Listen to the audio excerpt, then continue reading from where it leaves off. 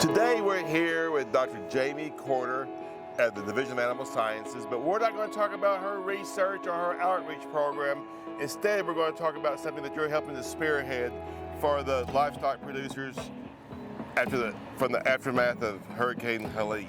What's going on? Yeah, for those of you who don't know, I actually am originally from North Carolina. So I was born and raised in a town in the north central part of the state, right on the Virginia border. And so the impact of this storm, the Hurricane Helene, while it didn't directly impact my family, it impacted kind of indirect members of my family. And so I had it put on my heart kind of to do something, right? And I had planned to reach out to the pastor of my church and see if he would want to put together a group to go out for a mission trip or something next summer. And then on a Saturday morning, she's basically my sister, we were raised together, her name's Natalie, sent me a text message and she said, "Jamie, we need help."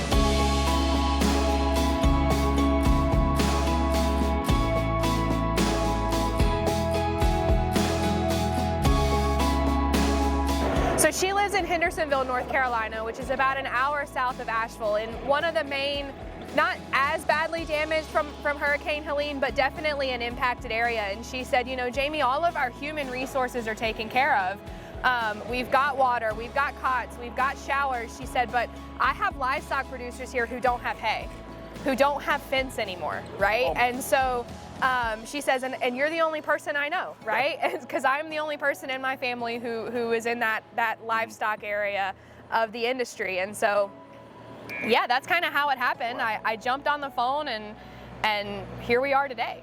So you're getting it from livestock producers here in Missouri donating hay? Yeah, so I actually just started a phone tree. We've only lived here for a year. We were in Nebraska before that, and I just kind of put out a blast on Facebook towards people I know, and then made some phone calls, and really people from even in Missouri and then outside of the state donating financially to me to purchase supplies, but also tons and tons of people donating hay.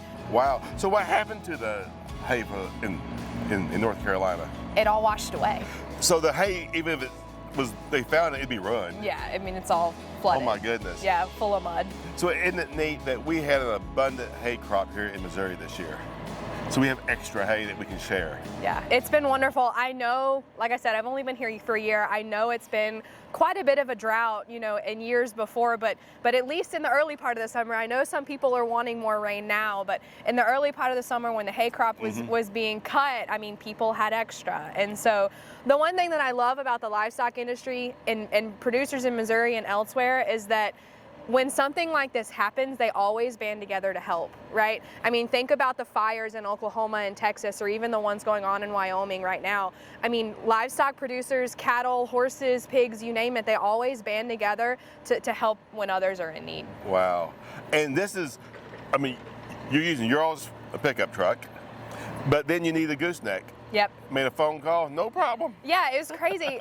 So like I said, I had this kind of calling on my heart to do it, and my husband Donnie was like, hey, there's this trailer company that I've heard really good things about, Doolittle Trailers. Why don't we call them and just see? They're probably going to say no, but we'll see if they'd be willing to donate a flatbed, because otherwise we were just going to use our 18-foot livestock trailer, and you know, you can't haul as much, or it's not as easy to load as a flatbed. And so we called Mike at Doolittle and we told him what we were doing, and he's just like, yeah, absolutely, tell me when you need it, how long it is, and when you're going to be back. And this is it right behind us. This is it right here. Brand new. Well, I don't know if it's brand new, but it's definitely newer. Oh, that's fantastic. And so it's here today. I know it's empty, but the plan is we've had over $5,500 in financial donations alone to date.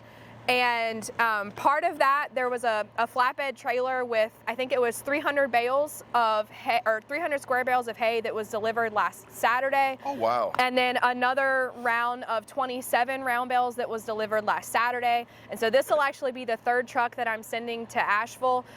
We're planning on leaving here today, going picking up more hay, but really also our big focus, since the hay is pretty well in a good spot right now, is fencing supplies, water troughs.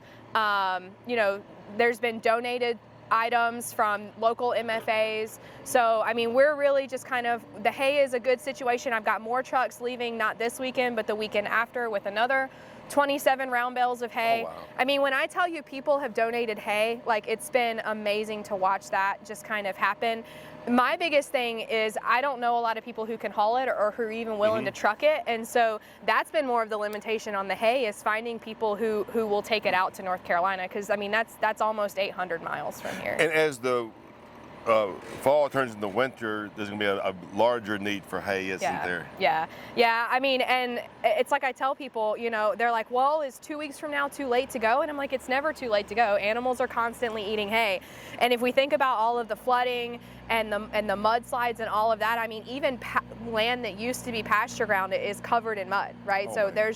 there's no grass. And so animals have to eat to stay alive. So it's going to take the spring warm up to get our pastures back down there. If even that, even that soon. I mean, wow.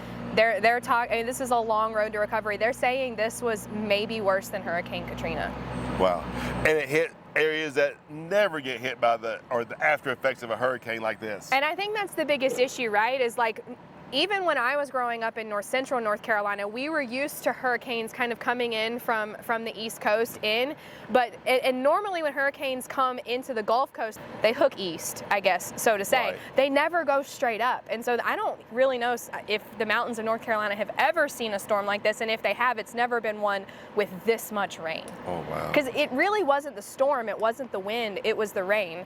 And the ground there was already saturated. They had already had plenty of rain. It was already just soggy ground, and to have that much water dumped on it in a single storm, it's just been a flood. Like towns, half of them have been washed away. Houses, businesses. There's places that I drove by growing up that you see the picture of before and the after, and everything's just gone. And as you know, if the farmers are forced to sell their livestock, they're going to have to rebuild it at a very high price. Yeah. It's not the time to be buying it back. It's just a bad time to be hurting. Yes. When it comes to this. I mean, to kind of put it into perspective though, there was so much flooding. Natalie reached out to me and she said, Jamie, I just had a producer talk to me that lost 300 head of cows. He doesn't know where they are. Oh my goodness. Like just gone. Gone. Right? Like washed away. And it's just, that hurts your heart. The first thing people always think of, and rightly so, right, is the people. You know, the people Right. there's people who are up in those mountains in rural areas, remote areas, that they say won't have power for 6 months. You know, and that's always the first response. But then the second question is always, what about the livestock? So we also got to think about now the fencing, the water is probably, they got wiped out to troughs, like you said. So there's a lot to people that want to donate. So how would folks donate to this? Is there a website or? Yeah, so the North Carolina Extension actually has an active website where you can go and you can fill out information on whether obviously no one in Missouri is needing anything, but if you're needing something, you can fill out a form, and if you're willing to donate, you can fill out a form as well. I'm not the only one in Missouri who's doing this. I mean, there's pockets of people everywhere who are just, that's the industry that we're in, right? People always want to help. And so whether that's financially or donating hay or whatever, I would say go to the North Carolina Extension website. There's lots of places there. And even within that, there's different locations where people are accepting donations for livestock.